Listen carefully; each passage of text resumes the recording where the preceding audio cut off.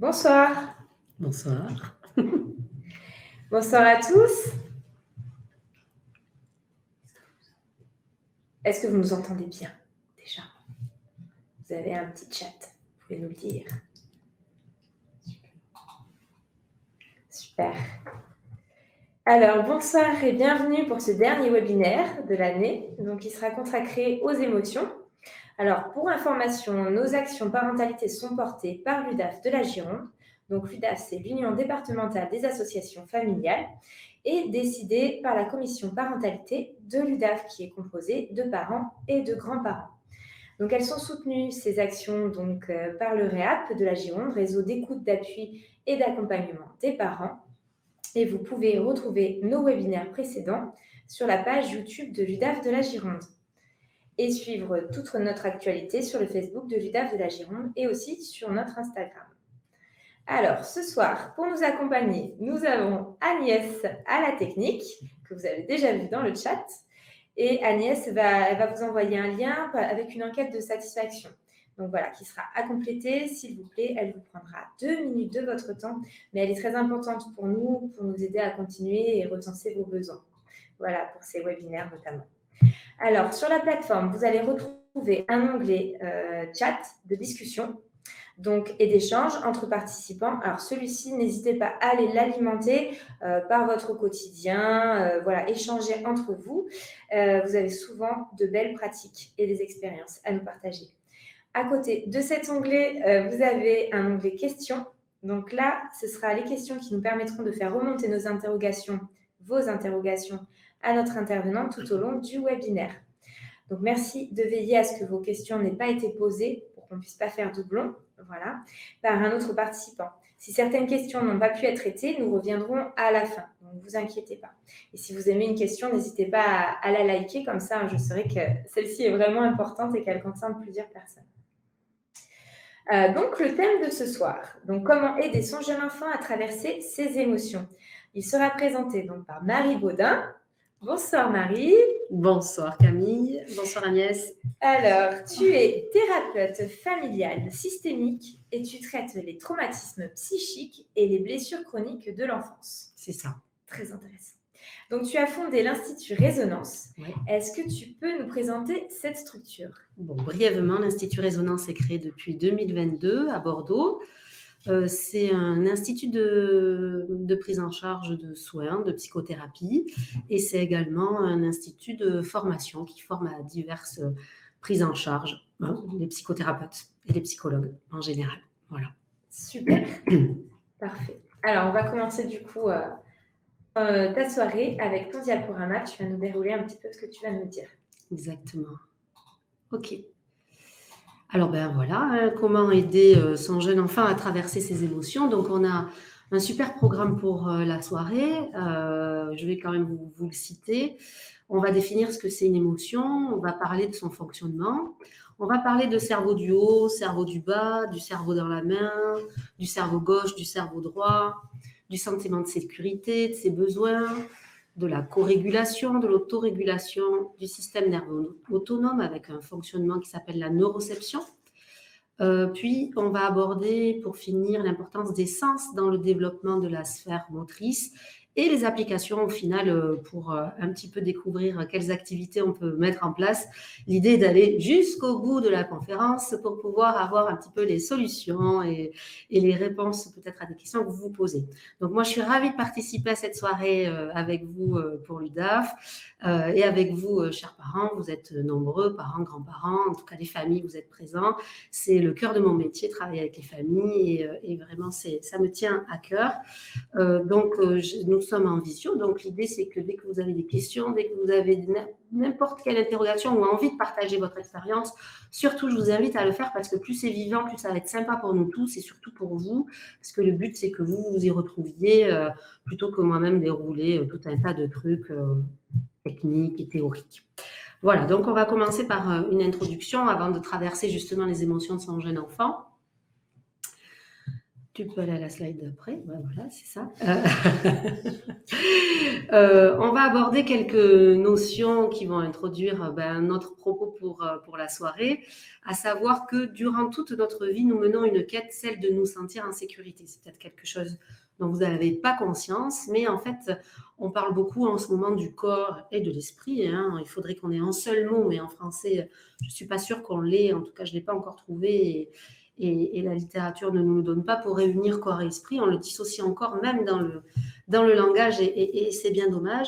Mais corporellement, on est sans cesse en train de chercher de la sécurité, tant au niveau biologique qu'au niveau relationnel.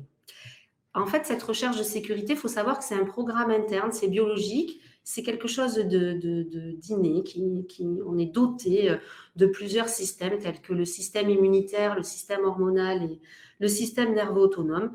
Notamment celui-ci nous donne plein d'informations pour faire face à l'environnement.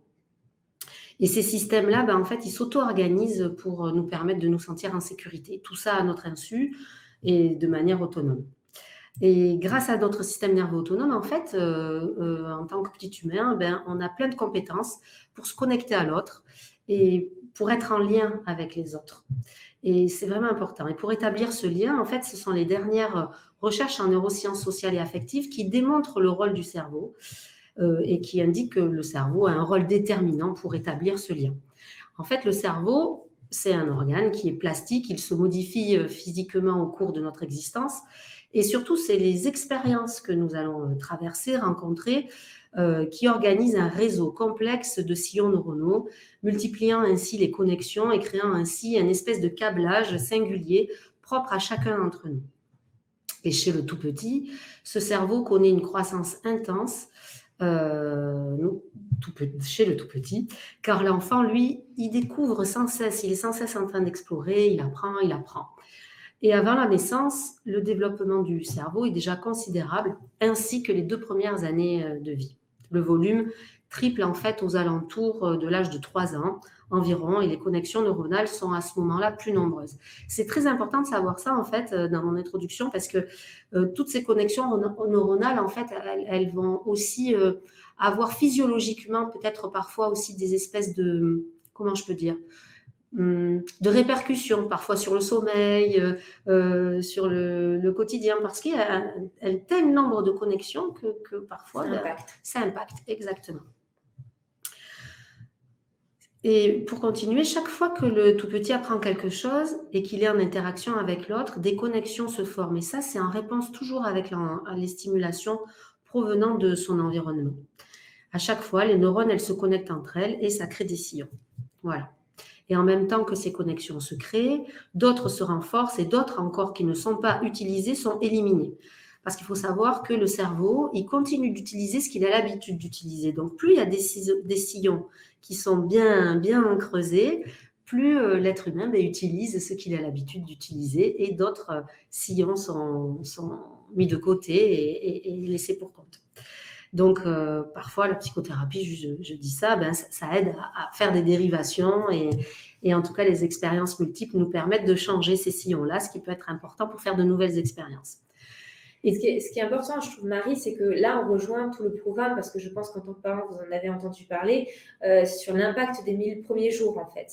Et donc, du coup, voilà, c'est ces recherches-là qui montrent bien que les 3 premières années sont primordiales dans le développement de ce cerveau, et d'où, voilà, l'intérêt aussi de tout ce qui se passe autour de ces 1000 premiers jours en ce moment. Ce n'est pas juste une super lubie du gouvernement, c'est bien sûr parce qu'on a évolué sur le sujet. Oui, ce n'est pas une lubie, c'est biologique, et j'inclus dans ces 1000 jours les 9 premiers mois in utero, en fait. Oui, mais super. D'accord. Mais je trouve aussi que c'est bien de les inclure. Et oui, parce que dans toute cette belle traversée-là de développement, le cerveau, il se structure, il se modifie et il se restructure justement grâce aux différentes expériences traversées. Et c'est à cette période de vie où il en fait beaucoup. Hein. Et ces expériences traversées, elles mettent en lien la qualité de nos relations et de notre environnement. Il faut savoir que justement, la qualité des relations du tout petit va façonner le cerveau et le système nerveux d'une certaine façon. Les études récentes indiquent une maturation du cerveau jusqu'à l'âge de 25-30 ans, Ouais, ça peut paraître étonnant. Donc, ça montre à quel point tous les prises de produits ou quand on a un peu l'esprit festif, jeune, eh bien, faut faire un petit peu attention. Il faut quand même un peu se protéger puisque cette maturation arrive quand même 25-30 ans. On pourrait penser que c'est tard. Mais c'est bien aussi, je rajouterais, Marie, que c'est bien aussi parce que du coup, rien n'est perdu. Si on ne l'a pas fait encore, voilà, vous êtes parents et il est encore temps de le faire. Voilà. Exactement, on peut provoquer de nouveaux sillons neuronaux, de nouvelles connexions synaptiques pour vivre autrement les expériences avec d'autres façons de les appréhender et d'avoir d'autres comportements. Donc, dans ce parcours de maturation, la relation qu'on a justement, que nous entretenons avec nos émotions va jouer un rôle fondamental et c'est le sujet de ce soir. Vraiment, voilà, c'est vraiment ça. Il faut savoir vraiment, je dis en introduction, qu'en dessous de 5-6 ans et en raison des connexions neuronales en pleine formation, l'enfant, il contrôle mal ses émotions. Et c'est pour ça qu'on va parler de ça ce soir. Super. C'est ça? Ok, alors les émotions, voilà, on a 4 points ici. Les émotions font partie de notre équipement de survie et elles ont un fonctionnement biologique double. Dans un premier temps, elles produisent une réaction spécifique à un événement déclencheur, une porte qui claque, un ballon qui nous vient dessus. Et dans un deuxième temps, elles vont réguler l'état interne de notre organisme, en fait, pour maintenir l'intégrité de notre organisme. Vous voyez, les émotions, elles ont une fonction biologique double, une réaction et une régulation. Les émotions, nous en vivons tous. Elles ne sont ni négatives ni positives. Je dirais même plus qu'on va plutôt chercher à savoir si elles sont agréables ou désagréables. Mais ce qu'il faut retenir, c'est que les émotions, elles sont, tout simplement. Elles sont là, elles font partie intégrante de nous et elles sont là. Donc souvent, on a des demandes au sujet de mon enfant est très en colère ou mon enfant a souvent peur. Il y a des messages derrière, on va le voir au fur et à mesure de ce diaporama. L'idée, c'est pas d'éradiquer les émotions, c'est au contraire d'essayer de trouver quelle est... Comment vivre avec. Ouais, comment les accepter, les accueillir et d'essayer de décoder le besoin qu'il y a derrière. Voilà. Au niveau mécanique, les émotions, elles sont indispensables à la prise de décision. C'est elles qui nous aident, comme je viens de le dire, à identifier nos besoins et à les satisfaire dans toutes les situations. Face aux émotions primaires.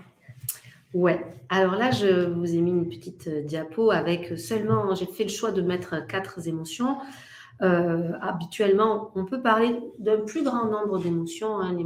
Les émotions, elles sont plus nombreuses. Souvent, on va rajouter à celles-ci le dégoût et la surprise. On peut rajouter aussi l'amour, le plaisir, la honte aussi. Tout ça sont des émotions. Mais chez le tout petit, on peut déjà commencer à essayer d'intégrer ces 4-là qui sont primaires et qui sont régulièrement présentes.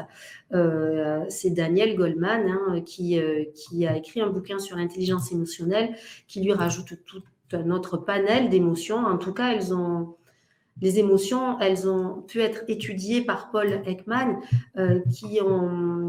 grâce à ses travaux, il a mis en avant toutes les expressions faciales, en fait. Et il a rendu, grâce à ces travaux-là, il a permis de rendre universelle, en fait, l'existence des émotions.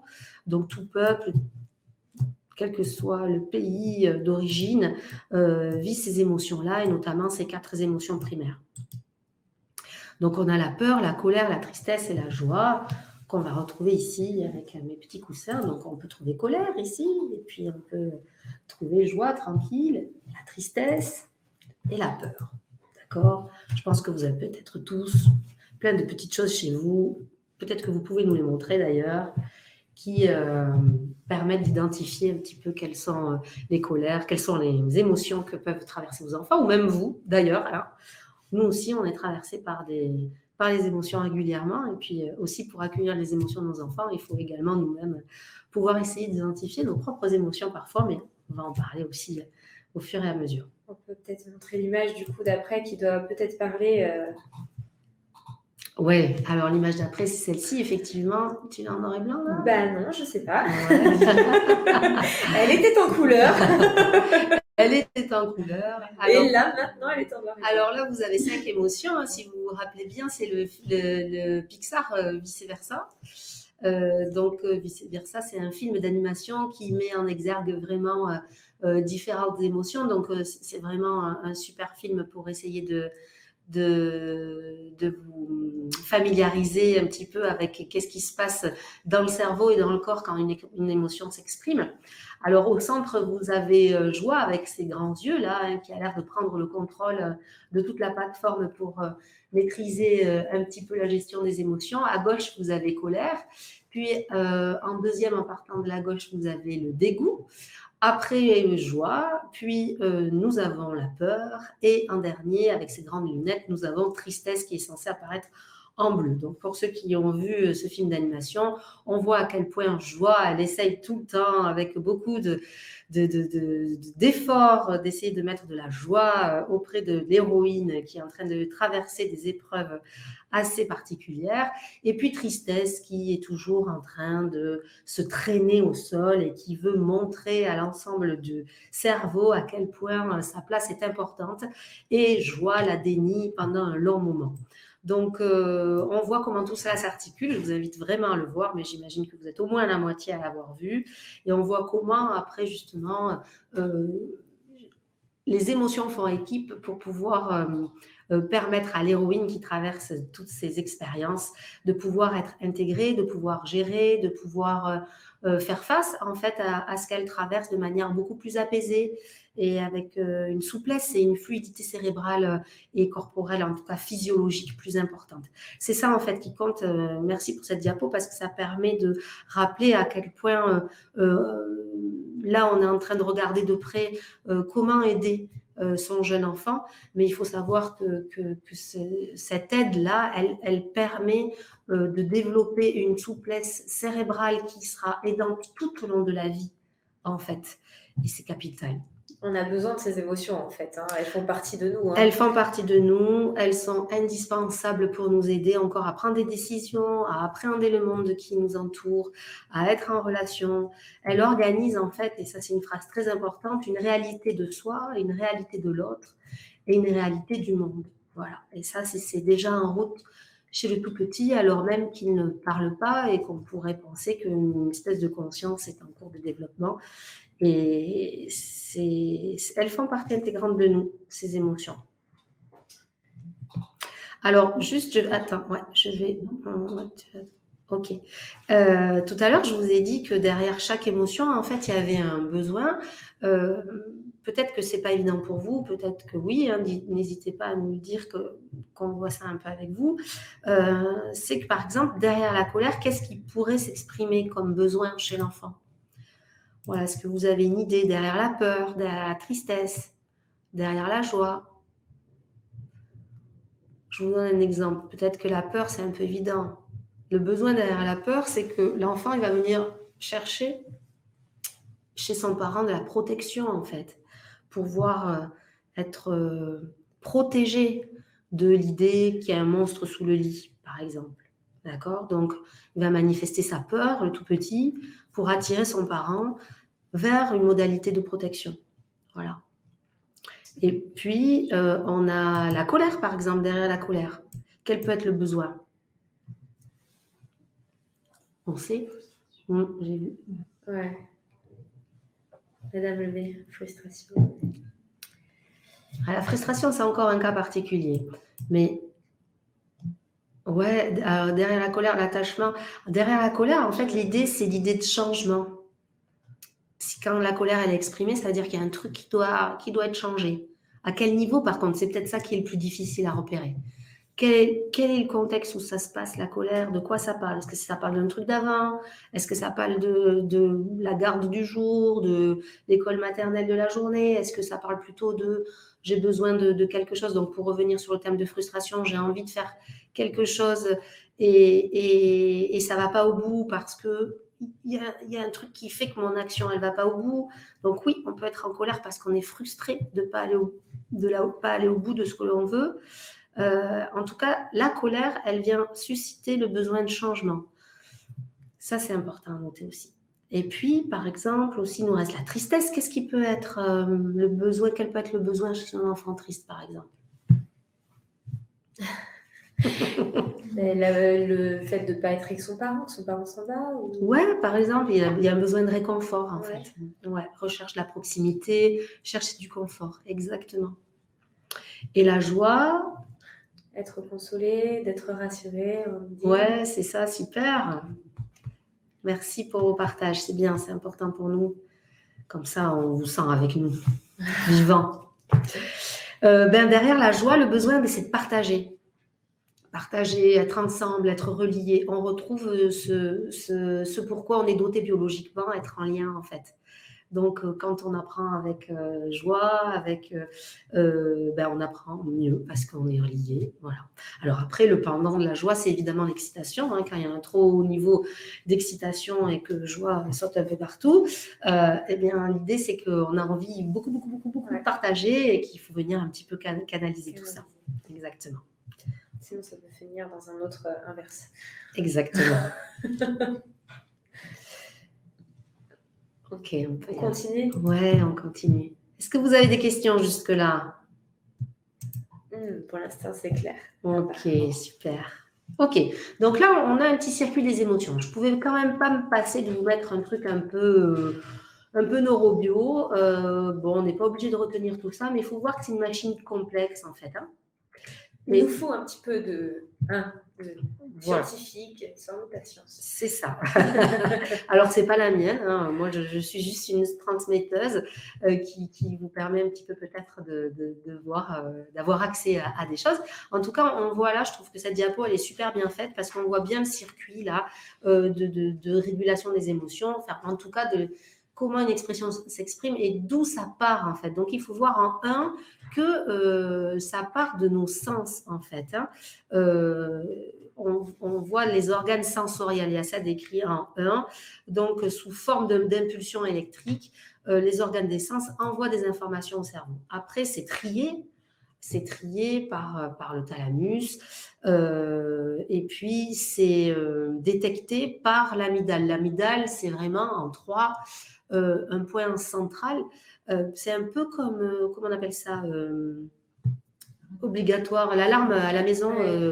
Les détecteurs incendies. Les détecteurs incendies. Vraiment, l'amygdale, c'est notre détecteur à incendie, c'est celle qui dit attention, danger, pas danger. Voilà, donc elle vient détecter les émotions, mais au niveau physiologique, parce que souvent il y a des confusions. C'est-à-dire que l'émotion, c'est quoi? C'est un truc psychologique ou c'est un truc physiologique? Donc au départ, en fait, c'est physiologique par nos sens. Mais quand on vient la nommer par un petit coussin, colère ou tristesse, ça devient psychologique parce que nous, on y met du sens là-dessus. Mais au départ, on y met du sens cérébral, cognitif. Au départ, c'est vraiment tout ce qui est sensoriel, en fait, qui vient enclencher tout ce processus-là.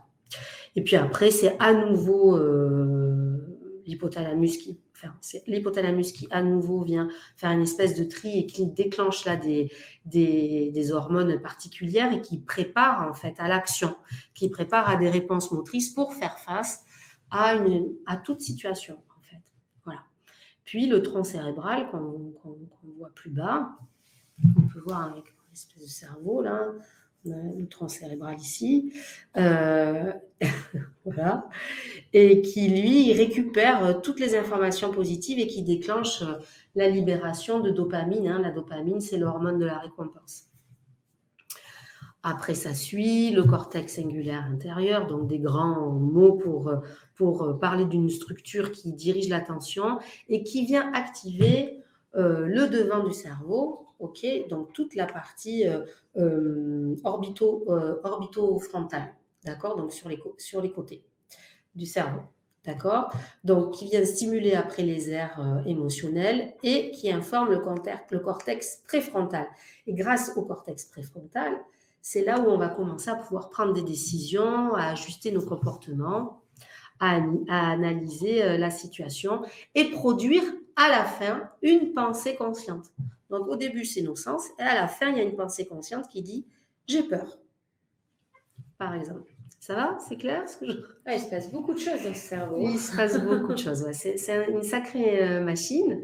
Mais voilà, là, vous avez quelque chose d'assez vulgarisé qui vous permet, pour les plus friands de théorie, de pouvoir ajuster ce que vous imaginez derrière le circuit des émotions.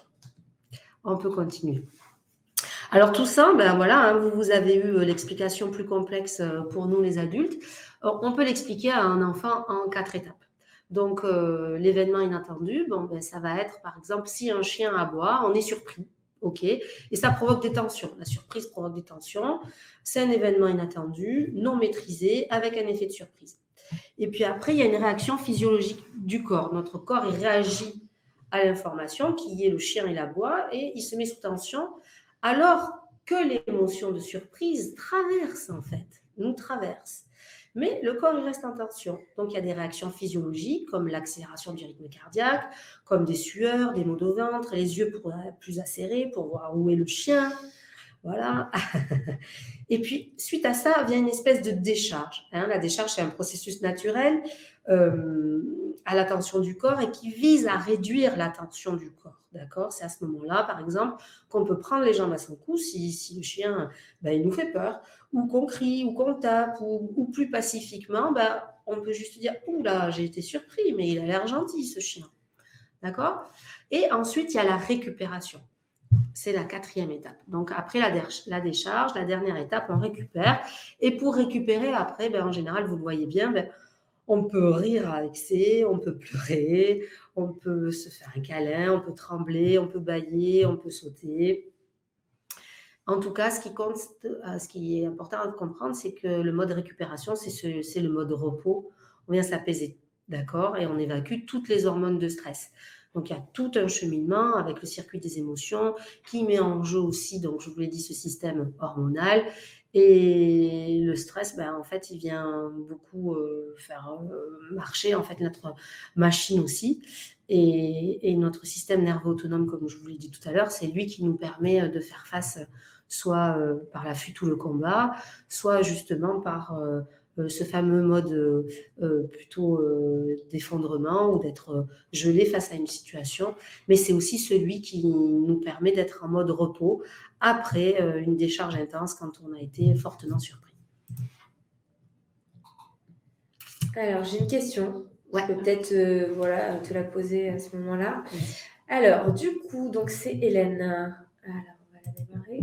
Donc, du coup, un enfant qui a été sous-stimulé sensoriellement pendant les premières années de sa vie, peut encore moins comprendre ses émotions et vice-versa. On a du mal à l'approcher sensoriellement. Donc, c'est une question. Et comment approcher sensoriellement un enfant qui est coupé de ses émotions? Coupé? Ouais, parce qu'on a vraiment des enfants coupés de ses émotions. Est-ce que Hélène peut nous dire si vraiment peut être le contact quand même émotionnel? Dans le chat, Hélène, ça peut être faisable. Ça m'intéresse de savoir ça. Donc, la question, c'est comment on peut un enfant qui a été sous-stimulé sensoriellement, mais pendant les premières années de sa vie, peut encore moins comprendre ses émotions. Bon, l'idée, c'est que, comme je vous l'ai dit en introduction, le cerveau, il est plastique, c'est-à-dire qu'on parle de plasticité cérébrale et qu'à moins qu'il y ait des problèmes dits neurologiques spécifiques, si ce n'est pas le cas, évidemment qu'on peut permettre un néo-développement en essayant de toujours garder la connexion un maximum. Donc, la connexion, c'est la clé, en fait, par la relation. Et la plasticité permet de penser qu'il est possible de retrouver ce néo-développement. Encore une fois, ouais, d'accord, c'est par rapport aux enfants en orphelinat n'ayant pas eu assez de stimulation sensorielle.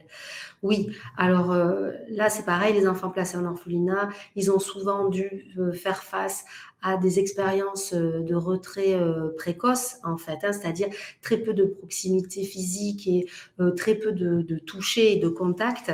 Et effectivement, c'est là où les stimulations sensorielles sont les plus déficitaires et qu'après, ben, pour récupérer tout ça, j'ai envie de dire que ça fait partie des situations d'enfants exceptionnelles, donc pour le coup, à besoin extraordinaire.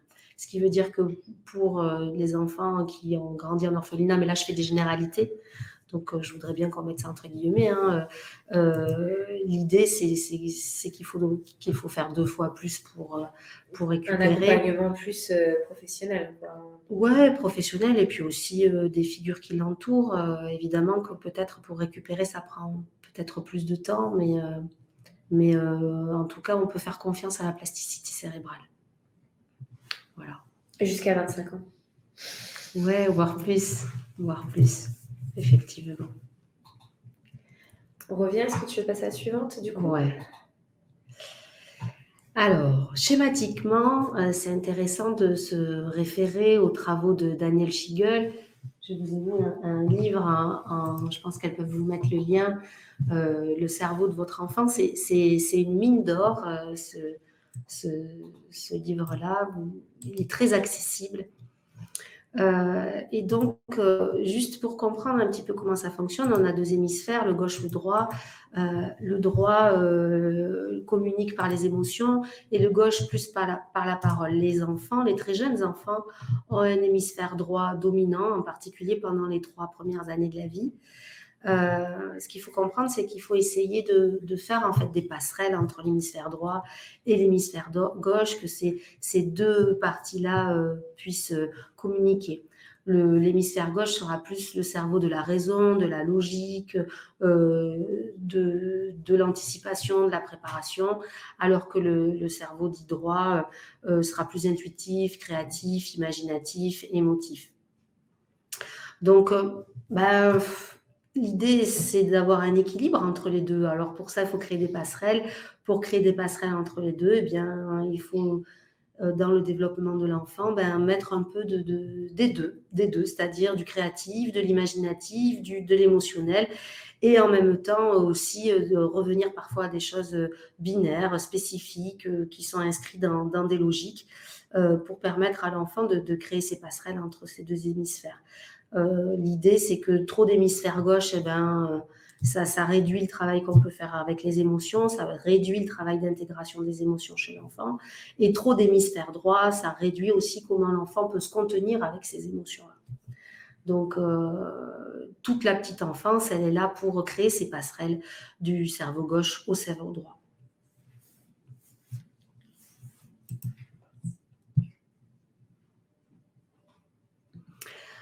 Ce que nous dit encore Daniel Schiegel, comme je vous l'ai dit, son bouquin, c'est une mine d'or. Il nous parle là maintenant, après cerveau gauche et cerveau droit, du cerveau d'en haut et du cerveau d'en bas. Donc, l'idée d'imaginer que votre cerveau, en fait, c'est comme une grande maison avec un rez-de-chaussée et un étage. Le cerveau du bas contient les aires plus primitives avec le système limbique et le tronc cérébral. Là, vous le voyez dans la maison. Donc, le système limbique, c'est le système émotionnel. On peut dire vulgairement et grossièrement que c'est cette zone-là. D'accord? Vous la retrouvez dans la slide, la diapo d'avant, où il y a tout le circuit des émotions. Non, pas celle-là, mais bien avant, donc c'est pas bien grave. Mais en tout cas, tout le système limbique, c'est le système des émotions. Et le tronc cérébral, d'accord? Donc, on appelle cette partie-là le cerveau reptilien. Pourquoi? Puisque phylogénétiquement, donc à l'origine, ça serait une des plus vieilles structures cérébrales qui serait présente dans l'espèce humaine. Et c'est là où les émotions fortes apparaissent. Et le cerveau du haut, lui, quant à lui, donc on l'a appelé tout à l'heure le cortex orbitofrontal, donc le premier étage, le cortex préfrontal, celui qui nous permet de penser, de planifier, c'est un cerveau plus évolué, d'accord, et donne une perspective plus globale. Donc, durant le développement de l'enfant, et c'est ça qui est vraiment capital à saisir, c'est que le cerveau du haut, le premier étage, c'est un grand chantier en fait en cours. Et c'est pour ça que l'enfant très jeune, il ne peut pas réguler ses émotions sans la présence d'un adulte. Et c'est pour ça qu'il est envahi physiologiquement par elle, parce que c'est le système limbique et le cerveau, donc le cerveau du bas, qui s'active majoritairement en fait. Ouais. Voilà, donc il ne peut pas penser avant d'agir, l'enfant, hein. Il a besoin d'un adulte opérationnel pour l'aider à accueillir tous ces bouleversements intérieurs. Donc les émotions, elles créent la panique à tous les étages. L'objectif du développement de l'enfant, c'est tout comme on a relié gauche et droite, il faut aussi relier bas et haut et bas, en fait. D'accord. Et dans tous les étages, hein, parce qu'à partir du moment où on commence à avoir la capacité de pouvoir nommer, identifier les émotions et de se les approprier de façon réflexive, eh bien, ils vont pouvoir aussi essayer d'aller chercher ce qu'ils ressentent. Donc, à partir du moment où je peux penser que je suis en colère, je peux aussi redescendre au sous-sol pour ressentir où je ressens la colère. Et quand on relie tout cela et qu'on est capable de monter les étages et de les descendre, on est un être en bonne santé, en fait, j'ai envie de dire. Hein. Et notre état et nos capacités de régulation interne, elles sont plus optimales et ça fonctionne. Voilà. Donc, c'est à nous, adultes, d'aider l'enfant à en fait, accompagner ses émotions pour qu'il puisse se faire la navette entre le haut et le bas. C'est ça. Tel on l'accompagne pour monter l'escalier. C'est ça. Exactement. Donc là, il s'agit de monter l'escalier du rez-de-chaussée à l'étage. Voilà, on va l'aider à monter, on va l'aider à descendre. C'est ça, l'aider à traverser, pour reprendre le titre de l'intervention. Voilà. Donc pour ça, voilà, c'est bon. Je trouve que c'est très intéressant. Sûrement, vous connaissez le cerveau dans la main, vous avez dû en entendre parler. Ça explique bien, en tout cas, comment ça fonctionne dans le cerveau. Donc, on imagine que le poing de la main modélise un cerveau, en fait. Hein. Le poing, lorsqu'il est fermé, en retenant son pouce, représente le cerveau lorsqu'il est intégré. OK ? Donc, intégré, ça veut dire que toutes les parties entre elles se relient. Il y a des passerelles, en fait. Et on va dire que le cortex, ce sont les doigts, et les ongles, c'est le cortex préfrontal. Ça vient se poser sur la paume de la main et se connecter au système limbique. On va dire que la paume de la main, c'est le système limbique, et au cerveau reptilien avec le tronc cérébral ici. D'accord ? Donc, l'idée, c'est que quand le cerveau est intégré et qu'on est capable de monter l'escalier par rapport à la diapo d'avant, de le monter et aussi de le descendre, toutes les parties entre elles sont reliées. Voilà. Et là, on peut dire qu'on est en capacité de gérer. Mais quand l'enfant est tout petit, tout ça, c'est en cours de maturation. Donc, tout n'est pas encore tout relié et intégré. C'est en cours de maturation, en cours de développement. D'accord ? On peut mettre la diapo suivante peut-être pour ouais, par exemple. Pardon. Donc, par exemple, quand l'enfant vit une émotion forte, ok, eh bien, on peut voir que tout ce qui est du cortex et du cortex préfrontal, penser, agir, on va dire quand l'enfant est en colère, par exemple, eh bien, tout ça, c'est encore moins en connexion qu'avant. On va dire que le pouce, c'est l'amygdale. Vous vous rappelez Ah, j'ai du mal avec le détecteur de fumée. Avec le détecteur de fumée, d'accord? Donc, ce sont les aires primitives de ce fameux cerveau reptilien, d'accord? Le système limbique et le tronc cérébral qui agissent en premier, en fait. Hein? Et du coup, l'idée, c'est que l'adulte, lui, il permette à l'enfant de venir faire ces connexions, soit cerveau du bas, cerveau du haut, et aussi cerveau gauche, cerveau droit, en allant près de l'enfant pour l'aider à nommer, à identifier d'abord, à nommer, à sentir, pour aider à recréer l'intégration, à éteindre l'amygdale quand celle-ci elle s'est allumée, le fameux détecteur de fumée. D'accord ? Moi, ce que je trouve intéressant, c'est que là, on a l'enfant, et puis là, on a le parent. D'accord ? Donc, si par exemple, je suis en difficulté actuellement, j'ai un bébé de 6 mois, je suis bébé là, et je pleure beaucoup parce que j'ai du mal à m'endormir, et puis parce que voilà, il y a plein de raisons pour lesquelles... Je suis ouvert. Je suis bébé, je suis voilà, ouvert. du coup, je suis bébé, je suis ouvert, je pleure, je me sens pas bien, j'ai du mal à m'endormir. Et si moi, parent, eh bien, Je suis épuisée. je suis épuisée, j'ai pas assez dormi, j'ai des problèmes au boulot, j'ai 2 autres enfants avant, eh bien, je suis aussi comme ça. C'est-à-dire que toutes mes structures cérébrales, elles sont pas suffisamment reliées entre elles. Et comment elles vont venir réguler bébé? Ça, c'est important de pouvoir en avoir une vision, parce que l'idée, c'est que d'abord, on vienne se réguler pour pouvoir être efficace et réguler bébé. D'accord? Parce que si bébé il est très réactivé lui-même par sa physiologie et que nous, ben, du coup, on est épuisé et on a encore plus de mal à supporter les pleurs de bébé, si nous-mêmes, ça ne marche pas en fait. Et bébé, il n'est pas apaisé, même s'il y a eu une intervention. Bébé, il n'est pas apaisé. Il faut vraiment que le parent, le référent principal puisse vraiment s'apaiser. Ou trouver quelqu'un qui est dans l'apaisement. Exactement. Un relais. Exactement. Quand ça va pas. Exactement. Et oui, il est en incapacité. C'est ça qui est important, c'est que l'enfant n'a pas la maturation pour la maturité pour plutôt pour. Il n'a pas la maturité cérébrale, c'est biologique, c'est pas psychologique. Et c'est pas pour nous embêter. Et c'est pas pour nous embêter, jamais. Il fait ce qu'il peut et avec son développement. Ça va pour vous? Vous êtes toujours en ligne? Super. Alors, j'ai une question. Vas-y. On va la prendre. Allez. Alors, Camille, donc bonsoir. À partir de quel âge environ un enfant est capable de différencier ou nommer ses émotions?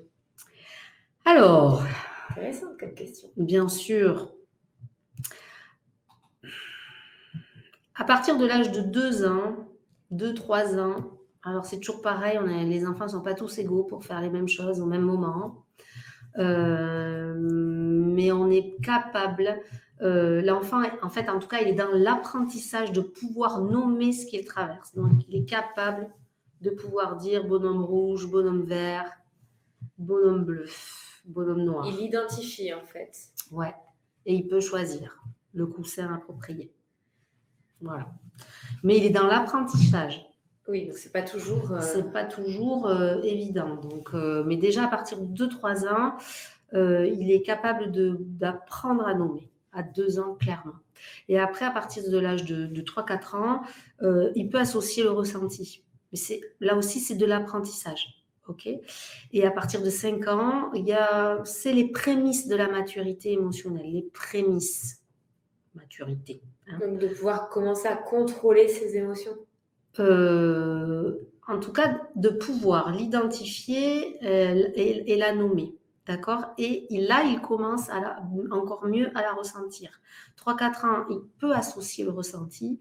À partir de 5 ans, il l'associe un peu plus, il l'internalise un peu plus, ce qui fait que parfois, elle est moins perceptible, l'émotion, par l'environnement, en fait, parce qu'elle est plus internée. D'accord. Nous, du coup, on a plus de facilité adultes à pouvoir identifier, donc à essayer de trouver des solutions pour pallier à cette émotion aussi. Oui. Parce que s'il ne le dit pas, c'est difficile de... Exactement. S'il ne le perçoit pas. Exactement. Super. Mais comme ces fameux 1000 premiers jours, ils sont capitaux, même si tout ne se joue pas là, attention, mais beaucoup se joue là au niveau physiologique quand même, en termes de sécurité, de développement. Beaucoup de choses peuvent être reprises quand même après. Rappelez-vous, le cerveau il est plastique, donc on peut faire de nouveaux sillons neuronaux. Je ne sais plus ce que je voulais dire. À 5 ans, je voulais dire un truc. Bon, c'est pas grave, ça me reviendra. Ouais. Je sais pas. Je peux pas t'aider. Si je peux, je fais. Je sais plus ce que je voulais dire. C'est pas grave, ça reviendra. Ah oui. Allez. Alors, la relation. Pour la suite, la relation. Alors voilà, ce qui permet à l'enfant de pouvoir gérer ses émotions, c'est la relation. Comment on a été en relation avec lui, puisque le cerveau est façonné par la relation, la compétence d'empathie, on en est tous dotés, c'est certain, mais l'idée c'est que cette compétence-là chez l'enfant, elle s'active à partir du moment où il y a une relation de qualité, c'est-à-dire de disponibilité, être fiable et pouvoir reprendre avec l'enfant ce qu'il vit.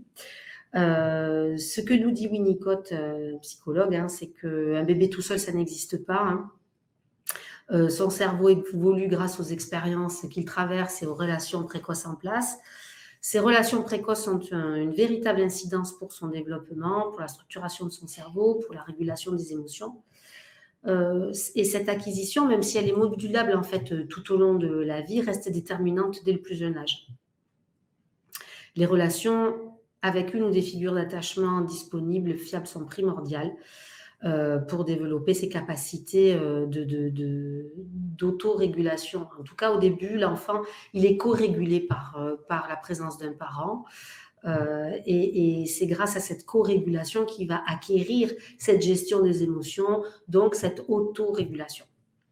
Je pense que lors des différentes conférences avec mes collègues, vous avez sûrement entendu parler de la théorie de l'attachement et de John Bowlby en 1969. Donc, c'est un pédopsychiatre. Ouais. Vous pouvez la retrouver notamment, on en a une sur le lien d'attachement qu'on a fait. Donc lui, justement, il a travaillé sur les enfants sans famille de l'après-guerre et il démontre des effets de la carence de soins chez les jeunes enfants comme en fait, les effets sont multiples. C'est des relations affectives superficielles, l'absence de concentration, l'absence de réaction émotionnelle.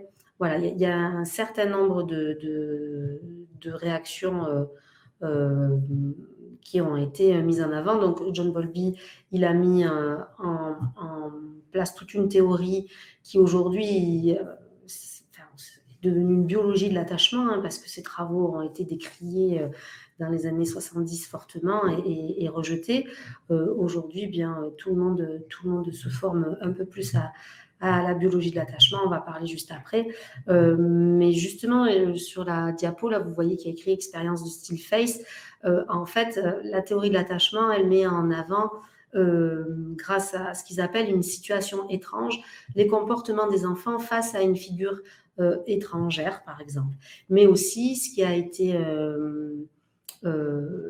élaboré comme expérience, c'est celle du Stillface. Alors, on voulait un peu vous la jouer avec Camille. On ne sait pas si ça va trop pouvoir se faire parce que ça fait 2 écrans différents. Ouais, qu'on se regarde. Ça va être peut-être un peu compliqué. On essaye. Alors, l'idée, c'est en fait de vous montrer à quel point la relation, elle façonne le cerveau. Donc, on va avoir un bébé de 12 mois, par exemple, avec sa maman en face de lui. Et sinon, je peux venir là et comme ça, ils ont on peut se mettre, non, mais je vais venir moi. Non, mais viens, toi, tu fais le bébé. Moi, je fais la maman. D'accord. Donc, on va dire que Camille est un bébé de 12 mois. D'accord. Ok. Et que moi, je fais la maman, en fait. L'idée, c'est que je veux que vous regardiez un petit peu les comportements de Camille bébé et que vous voyez ce qui se passe. Donc, au début, on a l'interaction. On va dire qu'elle a 12 mois, qu'elle est sur sa chaise haute. Vous pouvez retrouver cette expérience sur YouTube. Elle existe.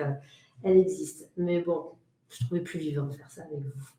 Donc, moi, je vais gazouiller avec toi et toi, tu vas répondre, d'accord, et puis je te regarde, et puis je te cherche, et puis tu peux bouger tes petits bras, et tout ça, voilà, mais c'est super, et c'est super. Et qu'est-ce que ça dit après? Ça montre à quel point il y a plein de connexions neuronales qui se font, et tout, et tout, et tout. Mais si tout d'un coup, mon visage, il reste complètement fermé, regardez ce que fait bébé.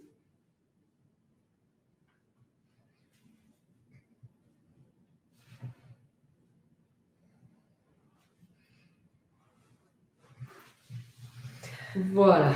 Ça va, Camille? Je panique. Donc, tout ça pour vous montrer. Voilà. Bon, c'est une démo. Le bébé est plus mignon sur la vidéo. Vous pouvez la retrouver. Petite démo improvisée.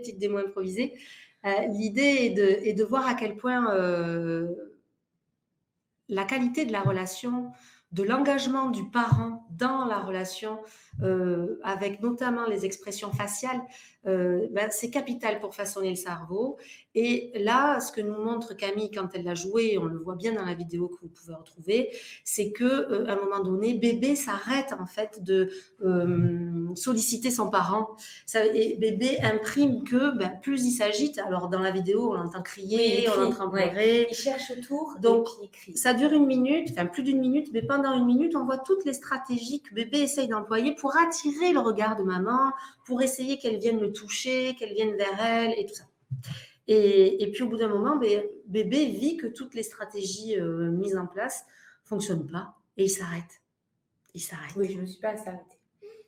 Je n'ai pas vu assez cette vidéo. Et bébé s'arrête. Et il faut bien comprendre voilà, que ces échanges-là, cette qualité relationnelle va encourager des connexions neuronales facilitantes pour la gestion des émotions.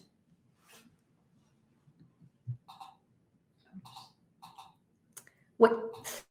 Alors, l'attachement. Bon, là, c'est pareil, il y avait de la couleur. Ouais, il y avait de la couleur. Donc, l'attachement, voilà, c'est une vignette de Nicole Guédenet et Jean Lemieux, qui sont des experts en France sur cette théorie-là. Donc, ce qu'on voit brièvement, c'est que l'attachement, en fait, c'est un lien vital présent chez tous les primates, mais particulièrement chez les humains. Qui sont les plus démunis à la naissance et les plus longtemps dépendants des soins d'un adulte. Quand on est petit, on dépend de notre parent. Dès la naissance, le petit humain il est programmé pour s'attacher, c'est-à-dire rechercher de la proximité d'un adulte en cas de détresse. Et il a pour ça à sa disposition tout un répertoire de comportements pour obtenir la proximité en cas de détresse, comme pleurer, crier, résister à la séparation, tendre les bras, des tas de comportements que vous connaissez. Donc, il va expérimenter de nombreuses fois par jour l'adulte ou les personnes qui viennent le réconforter, il va expérimenter par ses comportements la proximité de l'adulte et il va s'y attacher. Et celle qui a le plus souvent et le plus durablement et le plus adéquatement répondu à ses besoins de proximité deviendra une figure d'attachement principale, secondée par 2 ou 3 autres figures d'attachement possibles. Et par le moyen de la relation de qualité, le cerveau se façonne, là encore, et le sentiment de sécurité interne s'encode. Donc, cette relation à l'écoute, chaleureuse, sensible, disponible et fiable va être un développeur vital, méga puissant pour le développement de l'enfant. Un bébé appelle sa figure des dizaines de fois dans une minute, mais ça, vous avez dû aussi le vivre, hein, à quel point on est appelé par l'enfant et à quel point on est sollicité. C'est épuisant. C'est vrai, c'est épuisant, mais et je crois qu'aujourd'hui, les jeunes parents, ils ont l'impression qu'il faut répondre à toutes les sollicitations pour être un bon parent et pour pouvoir faire en sorte que justement l'enfant il se développe bien. Il faut faire attention à ça aussi et pas vous perdre dans toutes les bonnes recommandations. Et il faut savoir qu'il y a des études récentes qui ont évalué que si on répond à 45% des sollicitations de notre enfant, il développe un attachement dit sécure. Parce qu'au contraire, ça lui permet aussi de développer. Alors, c'est une histoire d'âge aussi, hein, d'accord. Plus l'enfant il est bébé, plus il faut répondre. Ok, mais même à 3 ans, si on ne répond pas à toutes les sollicitations, ou même à 2 ans, il apprend aussi justement à réguler la frustration, à différer, et tout ça, c'est bon pour la santé. C'est bon pour la santé. Ce qui compte, c'est toujours garder la connexion, c'est toujours de récupérer la connexion. Et parfois, on n'est pas au rendez-vous, et tant qu'on récupère après, tout ça, c'est OK, et c'est bon pour l'enfant.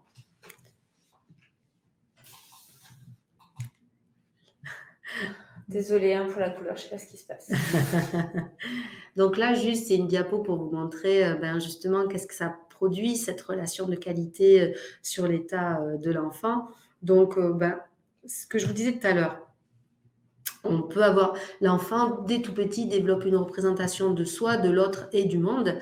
Donc, avec des réponses rapides, chaleureuses, cohérentes et prévisibles, bien l'enfant, en tout cas, ce qu'on peut retenir, c'est qu'il se perçoit comme étant digne d'intérêt, digne d'être aimé, compétent, fort, qui va avoir du plaisir à découvrir, qui va pouvoir percevoir l'autre comme étant fiable et aidant. Et ça, c'est important parce que ce que nous apprend aussi cette théorie-là, c'est que grâce à ces échanges précoces dans la relation, on apprend à pouvoir demander de l'aide. Alors peut-être que certains d'entre vous ne sont pas non plus très friands de demander de l'aide. Ceci dit, c'est dans des situations où on a appris à s'autoréguler, mais la co-régulation invite l'autre à nous aider en devenant adulte, c'est 50-50, quoi. 50% d'autorégulation, 50% de co-régulation. Et ça, c'est bon pour la santé aussi. Voilà. À l'équilibre. Ouais, à l'équilibre. Après, c'est jamais à l'équilibre, hein, on a tous nos mécanismes. Mais pouvoir sentir que l'autre n'est pas dangereux ou on n'a pas besoin de se méfier, ça met le corps au repos aussi. Et ça permet de se développer sans toujours être sous tension, par exemple, physiquement. C'est un exemple. Bon, grâce à cette vignette, là aussi, vous pouvez voir plusieurs types d'attachements. Ce sont des stratégies, hein, c'est des modalités d'adaptation aux relations qui nous élèvent, en fait. Hein. Donc, on a des types d'attachements dits anxieux évitants, anxieux ambivalents. Donc, les évitants, les ambivalents, les organisés sont du domaine d'attachements dits insécures. Et puis, il y a toute la partie sécure, d'accord? Donc, on fait tout ce comme on peut avec l'histoire qu'on a, la façon dont dont on a été disponible pour nous. Il ne faut pas s'enfermer là-dedans. C'est juste pour que vous ayez quelques connaissances et peut-être un peu vous y retrouver, vous poser des questions au travers de la lecture de cette vignette-là, sans non plus trop stresser. On n'est pas enfermé dans une catégorie. On traverse ces catégories plus ou moins. Ce sont des stratégies de survie, en fait, des stratégies d'adaptation pour faire face aux relations. Voilà, et à l'environnement. D'accord ouais, je vous laisse la découvrir comme ça. Peut-être que ça vous fera amener des questions ou voilà, réfléchir un peu sur vos situations. Ensuite, on retrouve la couleur. On retrouve la couleur, oui Camille. Le cycle de la synchronie, aussi électronique, vous pouvez le retrouver sur YouTube. Alors lui, c'est hyper intéressant. C'est pour vous montrer qu'il existe des cycles en fait dans la relation parent-enfant. Donc, on va commencer par l'accordage. L'accordage, c'est l'état dans lequel le parent il rejoint son enfant dans sa tonalité, dans son regard. L'enfant, il est vu par l'adulte, il est vu par son parent. Et puis, à un moment donné, soit il est laissé à nounou, soit il est laissé à la crèche, soit aussi il est juste laissé dans son dodo pour dormir, pour la sieste. Et ça rejoint notre webinaire sur la séparation.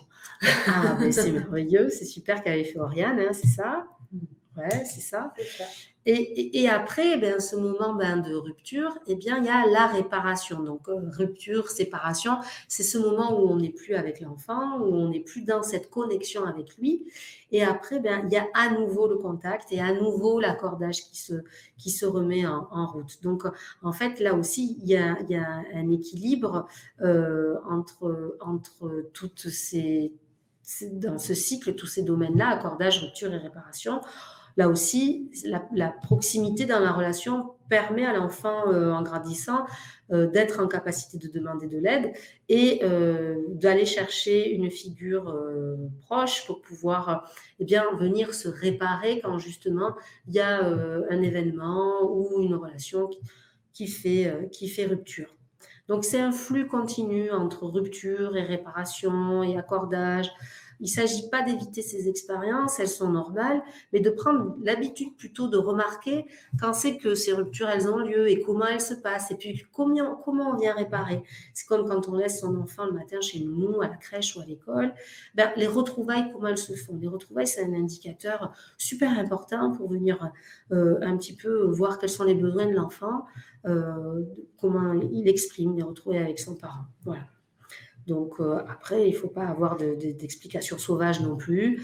Le tout, c'est d'essayer de faire vivre à l'enfant qu'il est deviné par vous, en fait. hein. Dans notre développement, ça c'est vraiment très important. On a aussi Phonagy qui parle de la confiance épistémique. La confiance épistémique, c'est vraiment comment je me sens vue, devinée par mon parent dans mes besoins. Et ça, physiologiquement, ça fait un besoin, ça fait un bien fou en fait à l'enfant parce que il se dit c'est compris, donc ça c'est cognitif, mais aussi perçu. Et ça, dans la relation, c'est chouette. Et puis, dans le développement du cerveau, c'est magnifique. Ça va toujours? Ok. Ça a l'air. Il n'y a pas de question. Super. Une question? Non. Cette diapositive est issue d'une revue scientifique importante, Journal of Science, qui parle de la mémoire précoce, pourquoi il est si difficile d'y accéder. Donc, ce n'est pas trop le sujet de ce soir, mais j'ai souhaité quand même vous la partager pour vous montrer à quel point, où c'est que s'encode en fait tous les événements traversés par le petit enfant. Donc, c'est plutôt très jeune. Là, en bleu, vous voyez la mémoire somatosensorielle. Donc, on revient encore à toute cette dimension des sens qui est capitale. L'ouïe, le toucher, la vue. C'est là où vient s'enregistrer les événements traversés. Pour après, vers l'âge de 1 an, c'est plutôt l'amygdale, hein, ce fameux détecteur de fumée là, qui va encoder cette mémoire et qui va enregistrer les situations de danger, les situations de sécurité. Et c'est à travers ce prisme après que l'enfant il va organiser ses réactions, ses comportements, une vision de lui et de l'autre à travers les expériences traversées de sécurité et ou de danger. Puis ensuite, à l'âge de 2 ans, eh bien, c'est l'apprentissage qui dépend de l'hippocampe. L'hippocampe, c'est le siège de la mémoire, c'est la structure cérébrale où siège la mémoire. Donc là, l'enfant, il est capable de se rappeler de l'objet, de l'endroit, de l'espace, le qui, que, quoi, où. C'est la fameuse courbe de la fin, pour après passer, en grandissant à partir de 5 ans, des fonctions cognitives supérieures, où on peut vraiment, à partir de là, avoir une mémoire plus importante. Ouais, on peut continuer. Ce sentiment de sécurité, comme j'ai dit au début, donc c'est une fonction innée biologique de notre cerveau pour nous maintenir en vie. Chez bébé, c'est régulé par des communications qu'on appelle intersubjectives entre le parent et bébé. Ces communications vont développer ce fameux câblage qui créera un radar interne en fait. Ce radar va capter par nos sens l'environnement et encore une fois tous les indices de danger et de sécurité. Et ça s'appelle la neuroception. La neuroception, c'est une expérience sous-corticale, hein, ça veut dire vraiment sous la partie basse en fait hein, du cerveau, c'est le cerveau du bas, la partie sous-corticale, qui se déroule sous le domaine de la pensée consciente et en dehors de la conscience. Donc ça veut dire que partout où vous allez, où que vous soyez, vous avez ce radar interne qui fonctionne et qui capte à votre insu l'environnement et votre état intérieur pour détecter des indices de sécurité et de danger. Donc ce système de surveillance prend un flux constant d'informations et il y répond de manière autonome, encore une fois, c'est-à-dire à votre insu, par des ajustements qui vous orientent soit vers la connexion à l'autre, soit vers la protection en fait, hein, c'est-à-dire je combats, je fuis ou au contraire je suis plutôt sidérée ou je l'ai, mais en tout cas notre système nerveux autonome est sans cesse en train de nous faire vivre si on est en danger ou en sécurité.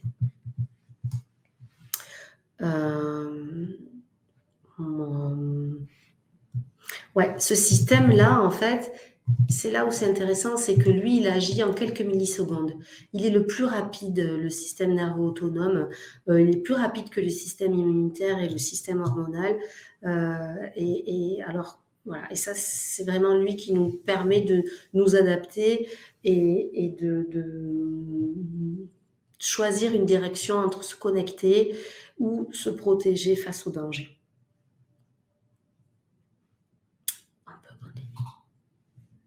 Ah, la sphère sensorimotrice. Pour moi, c'est important de vous parler de ça parce que bien que vous ayez aussi déjà eu, je crois, une soirée des familles sur la psychomotricité, le développement du cerveau, des aires cérébrales qui contribuent à la gestion des émotions, c'est aussi la sphère sensorimotrice. On est construit pour bouger, pour se mouvoir. Le mouvement caractérise l'être humain et dès sa conception. Le mouvement et l'implication physique de ce que l'on fait est l'une des plus grandes sources de joie. Et joie est vraiment, vraiment, vraiment importante. On apprend par la joie. Plus c'est ludique, plus on intègre.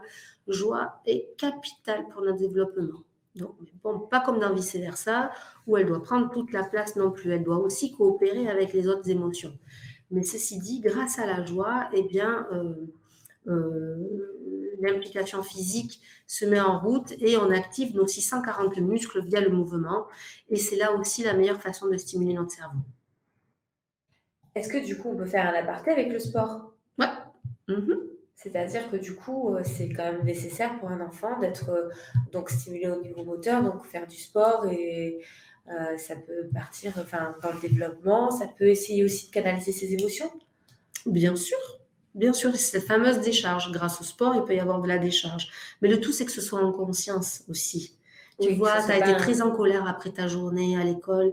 Eh bien, c'est super, tu as vu ce soir, tu as couru ou tu as fait du trampoline. Vois la différence. Note la différence quand tu as fait du trampoline.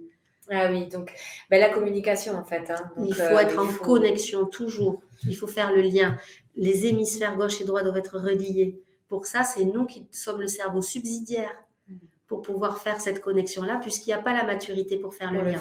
Pour qu'on mette des mots sur ce qu'il ressent et donc pour pouvoir échanger avec lui sur ce qu'il a ressenti. Ouais. Plus la sphère motrice est contrôlée, plus l'enfant il régule ses émotions. Donc, plus c'est contenu, je suis énervée après ma journée d'école ou parce que j'ai été en colère à cause du petit copain chez nous et qu'après, j'ai une soirée trampoline ou que j'ai un trampoline à la maison, plus c'est contenu dans un temps, et un moment, plus l'enfant pourra contrôler au fur et à mesure de son développement. C'est pas non plus désorganisé, je saute partout. Oui. Mais est-ce que du coup, ça peut être pour un enfant qui peut avoir du mal justement à gérer ses émotions au niveau de la colère notamment, est-ce que ça peut être intéressant d'avoir, si on peut, un trampoline où il y en a certains qui avaient un punching ball, quelque chose comme ça? C'est intéressant à partir du moment où c'est pas taper pour taper, sauter pour sauter.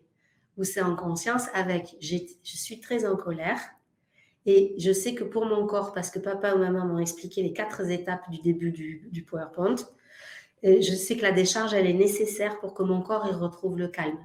Je le fais pour que mon corps il retrouve le calme. Pas parce que je suis démandibulée, désarticulée, parce qu'il faut taper pour taper. Non, ça désorganise et au contraire, ça ne met pas de la conscience dans la perception.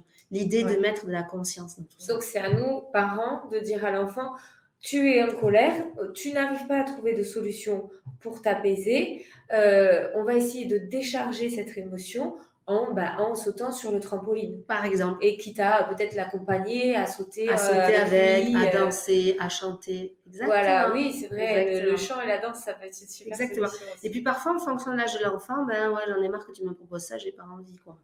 D'accord? Donc, il faut différer. D'accord? Et il faut reprendre, il ne faut pas lâcher. Oui, ou lui proposer différentes choses. Différentes choses, parce qu'en grandissant, les stratégies du départ pour venir solliciter la décharge, elles ne sont pas toujours les mêmes. Elles évoluent aussi en fonction des besoins de l'enfant. Et c'est ça qui nous surprend toujours et on a l'impression d'être parfois pas écoutés peut-être dans nos propositions parce qu'en fait, on ne voit pas quand l'enfant est passé à autre chose. Et c'est à nous d'essayer de repérer ça. Donc, au début, on fait des essais, puis des erreurs, et puis des essais. Et c'est ça qui est merveilleux parce que ça garde la connexion. D'accord? C'est pas grave qu'il y ait des ratés tant qu'on y est. Ouais, c'est ça. C'est ça. Et puis chaque enfant est différent aussi, donc on va beau essayer quelque chose avec un, ça marchera pas forcément avec le deuxième. Complètement. Mais quand je veux parler de la sphère sensorimotrice, ce que je veux dire aussi, c'est souvent dans les ateliers chez tout petit, il y a des éveils au sens. Oui. Venir toucher le sable, venir toucher des choses plus râpeuses. Tout ça, ça contribue à connecter notre système nerveux et à faire le câblage. De son corps et du coup Et à faire le câblage neuronal, à le développer en fait. Et c'est grâce à ce câblage qu'on a les capacités pour réguler. D'accord. C'est ça qui est important. Là, on est bon ? Ouais, on peut continuer. Alors, à la naissance, toutes les parties du cerveau sont en place. Voilà, c'est ce que je dis, c'est qu'il ne reste plus qu'à les raccorder. Le programme moteur prévu durant la première année de bébé, comme se retourner, ramper, faire du 4 pattes, va lui permettre d'établir ces raccordements nerveux majeurs qui serviront de base après pour accéder à son potentiel. Grâce au mouvement et aux stimulations sensorielles que le bébé reçoit, il va progressivement construire le réseau neuronal qui lui permet d'accéder à de nombreuses compétences. Et l'intégration des schèmes moteurs permet la maturation du cerveau et de faire face aux situations de stress. Donc, moi, j'ai l'impression qu'on en parle peu de cette partie-là. Non, mais c'est hyper intéressant et moi, je trouve qu'on en parlait tout à l'heure par rapport à la motricité.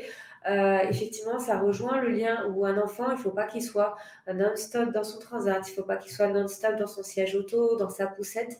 En fait, il a besoin de bouger, de se repérer. Explorer, mais en mouvement, en fait. Ouais. Les ramper, toucher le sol avec son ventre.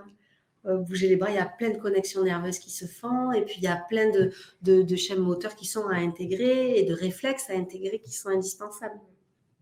Et s'il ne le fait pas, si tous ces mouvements se mettent pas en route, eh bien, il y a plein de choses parasites après qui vont se retrouver et qui vont créer des mouvements parasites plus tard après en classe, des comportements plus désorganisés, parce que justement... plus inadaptés au moment... ces schèmes moteurs, on saute un peu vite dessus, quoi. J'ai l'impression, aujourd'hui, on en parle peu. Donc, moi, j'ai eu envie d'y revenir ce soir parce que ces sens, ils sont capitaux pour le développement. Et donc pour la prise en compte des émotions. Exactement. Je suis derrière l'écran, mais j'ai une question. Les risques d'une surstimulation, ça existe ? Oui, après, les risques, l'idée, c'est d'éviter l'excitation. Parce que surstimulation, c'est encore une fois, il faut aussi respecter les temps de repos. C'est les deux, c'est une espèce d'équilibre entre les deux. Il faut aider l'enfant à l'autoriser à pouvoir aussi vivre des temps de calme. Et je pense aux écrans, notamment pour les tout petits. Bon, moi, je fais partie de ceux qui pensent que les écrans avant 3 ans sont absolument pas, sont proscrits. Ça, c'est la stimulation passive, en fait. Oui. Ça n'apporte rien. Exactement. On en a eu une sur les écrans avec Mélanie Vallès. C'est ça. Donc ça, vous pouvez le retrouver sur la chaîne YouTube aussi. Allez, on peut continuer. Donc, les ingrédients pour aider son enfant à traverser ses émotions. Donc, vous l'avez compris, développer une relation de qualité, s'ajuster à l'enfant, donc repérer, se mettre à son niveau, essayer de se dire, ah ouais, il est en train d'exprimer un truc, quel est le besoin derrière. Évidemment, quand ça prend des proportions aussi terribles, il faut vraiment prendre ce temps-là pour le décrypter. OK. La notion d'intersubjectivité, c'est en fait... L'intersubjectivité, c'est cette synchronisation qu'il existe entre le parent et l'enfant pour essayer de le décrypter, tout simplement. J'ai parlé de confiance épistémique tout à l'heure. L'enfant, il a besoin de se sentir deviné. Donc, grâce à cette intersubjectivité, l'enfant, il vit « Waouh, c'est super, je suis deviné par mon parent ». Et là, c'est un bien-être total avec un déploiement d'hormones qui vont l'apaiser. C'est d'être à l'écoute de son enfant, en fait, l'intersubjectivité. Non, c'est d'être en connexion de manière synchronisée avec lui, c'est-à-dire dans son tempo, à son rythme, tu vois, vraiment être dans sa tonalité, en fait. Ouais, d'accord. Dans sa tonalité. Ce qui n'est pas forcément toujours facile. Non. Ouais, Ça parce que allait nous pas. aussi, on est des parents très actifs et donc on est parfois tellement surstimulés qu'on ne voit Ouais, pas en fait ce qui peut être. ouais, c'est vrai, t'as raison, mais bon, c'est pas grave tout ça, c'est le monde d'aujourd'hui, c'est comme ça, les enfants s'adaptent. À nous de prendre le temps, justement, quand on rentre à la maison, d'avoir ce temps-là de qualité. Ouais, Ouais, ben, j'avais une intervenante qui parlait du moment magique et je trouve ouais, ça très beau. c'est vrai, C'est passer peut-être moins de temps parce qu'on ne peut pas le passer, on ne peut pas avoir ce temps-là pour les enfants, mais que ce temps-là soit de de qualité. qualité, bien sûr, Ouais. bien sûr. Ouais. Et puis un dernier point, j'ai mis les limites, hein, c'est pas la conférence de ce soir, mais les limites, c'est un contenant indispensable, hein, Un d'accord? cadre. C'est un cadre, ça sécurise, ça veut dire, bah oui, tu peux sauter sur le trampoline, mais comme ci, comme ça, tant de temps, jusqu'à ce que ton corps il sente qu'il en a plus besoin. Voilà, mais c'est dit, c'est dicté, c'est pensé, c'est prévisible, ça structure et ça contient vraiment l'enfant pour pas qu'il y ait un débordement, en fait, hein. D'accord? Ouais. Donc, qu'est-ce qu'on peut appliquer? Moi, je suis sûre que vous avez plein de choses. Ouais, tu peux aller celle d'après. Il y a plein d'idées là, mais il en manque, hein, évidemment. Je suis persuadée que vous utilisez plein de choses à la maison et que vous avez plein d'outils, de moyens pour, euh, pour essayer d'aider l'enfant à gérer. Vous faites plein de choses super intéressantes. N'hésitez pas à les partager sur le chat. Oui, donner des idées aux autres parents, hein, parce que parfois on ne pense pas à des choses toutes simples ou on les fait sans savoir voilà, que ça peut servir à ça. Donc, une des premières choses quand, par exemple, peur, tristesse ou colère se pointe, c'est vraiment, allez, tiens, on va s'arrêter, puis on respire. Voilà. Du coup, on est déjà en train de structurer un modèle pour l'enfant. Ah ouais, il y a un truc qui est plus fort que d'habitude et je m'arrête et je respire. Voilà, les tout petits peuvent vite piger ça et ils sont vite dans le truc tel qu'on peut leur dire le soir on se met en pyjama, quoi. C'est la même histoire. Voilà.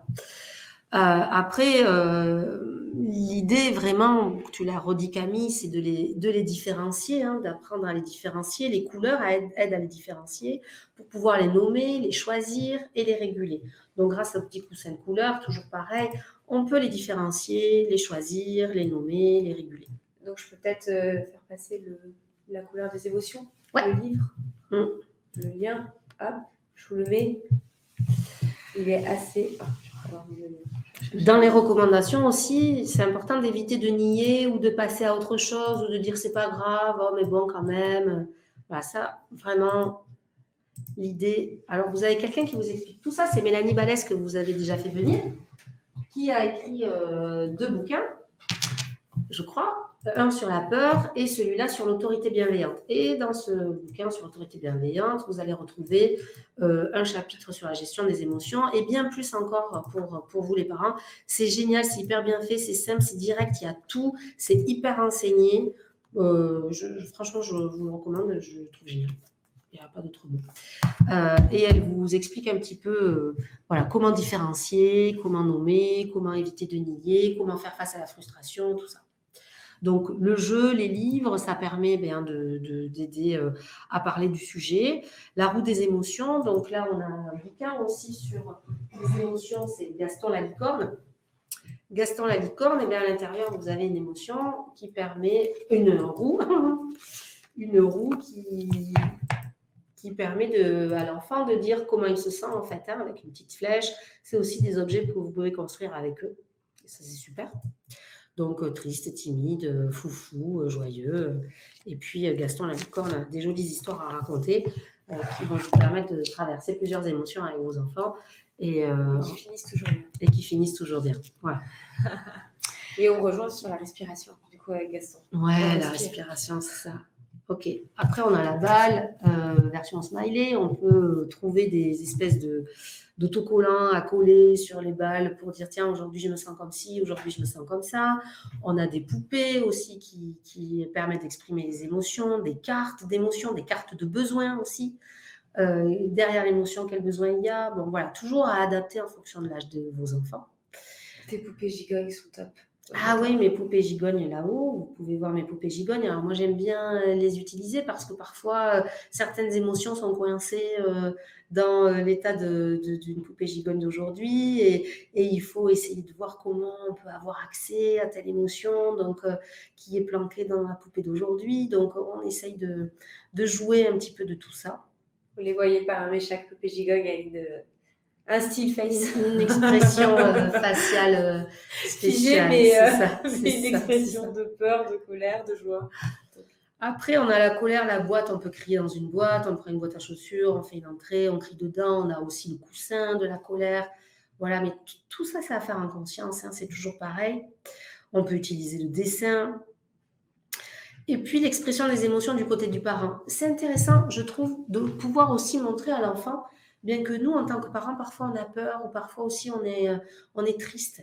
Et souvent, pour pouvoir rendre l'enfant fort, on n'ose pas exprimer ce qu'on ressent. Et du coup, ça a contraint l'enfant à ne pas s'autoriser lui non plus à exprimer ses émotions. Et on n'a pas toujours conscience de notre propre mécanisme. Et, euh, et, euh, et l'idée, c'est que vous aussi, vous puissiez participer à cela pour montrer que ben, c'est normal. Hein. Nous, on attend en tant que parents que ce soit normal chez l'enfant. Ben, pour le normaliser, ben, vous aussi de pouvoir participer. Vous pouvez aussi mimer les émotions, faire un jeu autour de ça. Très bien. Mais d'ailleurs, la couleur des émotions est liée à le jeu. Exactement. Il y a plein de choses aujourd'hui, donc le gribouillage aussi, ça aide à passer les nerfs. Chanter en famille, ça aide à mettre de la connexion quand parfois il est difficile d'en avoir avec son enfant. C'est celle d'après, ouais. Sauter, marcher, s'étirer en faisant les animaux, le chat, le tigre. Jouer aux animaux aussi tant par le cri que par la posture quand il s'étire ou quand il est féroce ou plutôt doux. Il y a de quoi faire. Au niveau du yoga. Au niveau du yoga aussi, le yoga chez les enfants, on fait le yoga des animaux. C'est ça. Moi, ça me fait penser à ça, en tout cas. Donc, qu'est-ce qu'il y a à retenir pour finir? On arrive à la fin de tout ce travail-là. Derrière chaque émotion, en fait, se cache un besoin. Chaque expression d'une émotion vient organiser le comportement du parent, d'accord? C'est-à-dire que l'enfant vient vous chercher pour résoudre quelque chose. Il a besoin de vous. Lui, l'enfant, il est biologiquement équipé pour venir justement susciter cet engagement chez vous afin d'obtenir un comportement de votre part, parce qu'il a besoin de cette aide précieuse, parce qu'il ne peut pas réaliser cela tout seul. Et puis, rappelez-vous que les câlins sont indispensables pour la maturation du cerveau. Et comme j'ai dit tout à l'heure, l'empathie, c'est un logiciel présent chez tous les enfants, mais actif que si le parent est en relation de manière régulée auprès de son enfant. Et pour conclure, plus on apprend à identifier les émotions qui nous traversent, plus on les nomme, plus on est capable de s'autoréguler dans le processus d'accroissement. Le principal avant toute analyse et résolution, c'est de garder la connexion avec son enfant. Et l'objectif est de devenir des êtres conscients pour se réguler, et ce, avec un contenant. Je vous remercie beaucoup, beaucoup, beaucoup. J'espère que ça a été instructif pour vous. N'hésitez pas, il reste peut-être encore 2 minutes. Oui, ça va. Il nous reste quelques temps. Moi, je voulais voir parce que du coup, tu nous avais cité d'autres petits livres. Ouais. Est-ce qu'on peut peut-être les mettre? Ouais. Donc, il y avait, alors je vais peut-être me tromper, mais La discipline positive, on l'a pas mis. De Jane Nelsen. Ouais. Non, la discipline positive, vous allez le retrouver dans le chat, le lien, c'est aussi très instructif. Il y a beaucoup de choses que vous pouvez apprendre là, et beaucoup de programmes pour aider nos enfants. Vraiment, c'est une femme extraordinaire. Je vous invite à lire ses travaux. On va faire le lien aussi avec Calme comme une grenouille. David Nesbel qui a mis tout en place un programme de respiration, de méditation spécifique pour les enfants. Vous pouvez la retrouver sur Instagram. Voilà aussi, puis c'est à partir de 5 ans. Donc, ce qu'il y a de super, c'est qu'elle aide les enfants à pouvoir faire le spaghetti tout mou, par exemple, quand en fait on est tout sous tension, tout dur, tout raide. Elle aide à faire le spaghetti tout mou, ça c'est génial. Et il y a quelques méditations comme ça que vous pouvez retrouver à Daily Nesnel. Et c'est aussi très instructif pour nous les parents et ça vient aussi apporter beaucoup de détente. Ah, c'est pas mal.